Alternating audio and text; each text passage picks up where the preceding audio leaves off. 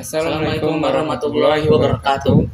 Perkenalkan, nama saya Muhammad Thoriq Afisena dari kelas 7C, nomor absen 22. Perkenalkan, nama saya Guru Gustia dari kelas 7C, nomor absen 12. Di sini kita akan membahas sedikit sejarah kerajaan Kesultanan Mataram. Mari kita bahas. Afisena, apa itu Kesultanan Mataram? Di mana letaknya? Dan kapan berdirinya? Kesultanan Mataram adalah kerajaan Islam yang berada di Pulau Jawa yang pernah berdiri pada zaman ke-17.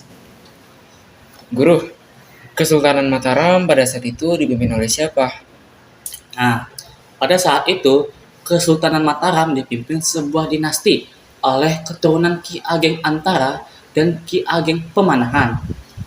Nah, Sena, tolong dong jelasin apa saja sih yang dilakukan oleh Kesultanan Mataram pada masa keemasannya.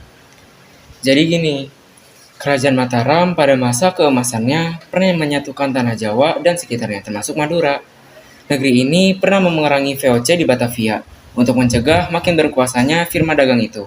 Namun ironisnya malah harus menerima pertolongan VOC pada masa-masa penghabisan menjelang keruntuhannya.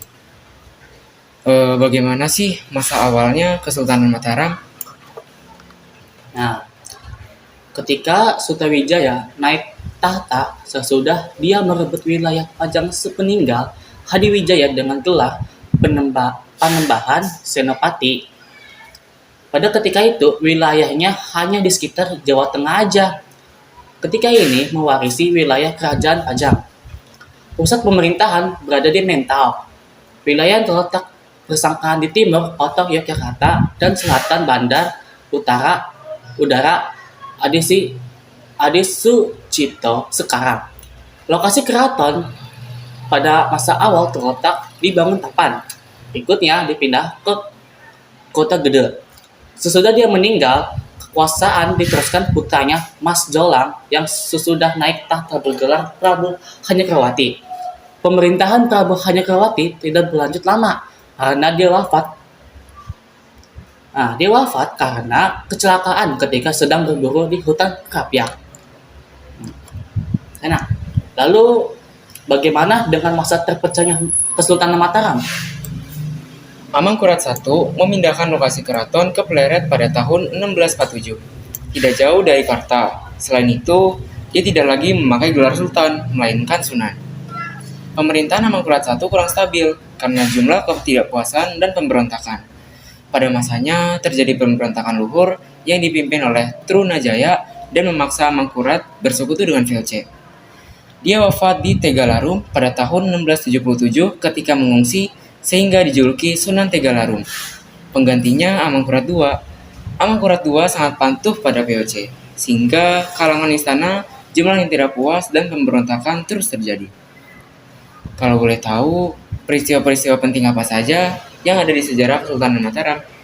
Nah, sebenarnya banyak sekali peristiwa-peristiwa penting di dalam kerajaan Kesultanan Mataram.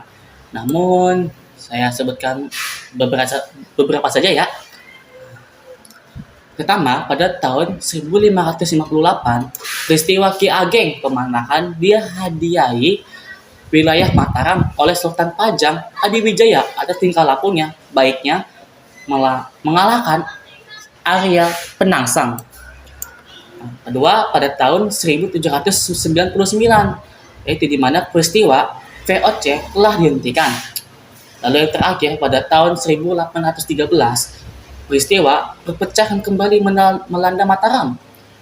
Pi Natakusuma diangkatkan sebagai penguasa atas sebuah kepangeranan Kadipaten Pakualaman yang terlepas dari Kesultanan Yogyakarta dengan gelar Kangjeng Gusti Pangeran Raja Muda Pakualam. Oh begitu.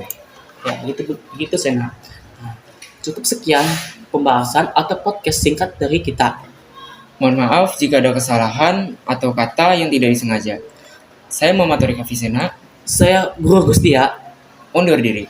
Wassalamualaikum warahmatullahi wabarakatuh. Terima kasih.